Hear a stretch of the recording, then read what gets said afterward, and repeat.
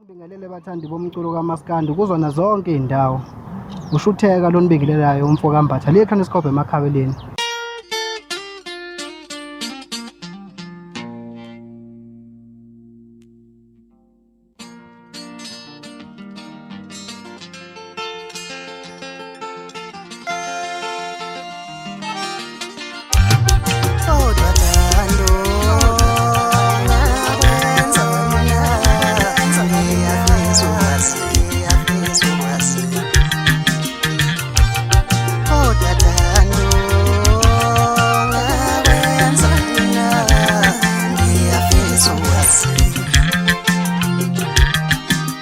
Bafowethu ngithi nginithulele nanku umsebenzi wami okuwumsebenzi wokuqala bafowethu ekuwuzamile nami ngendlela engibone ngayo ukuthi hayi iyona ndlela engingazama ngayo ukuthi ngijabulise abantu lena bafowethu.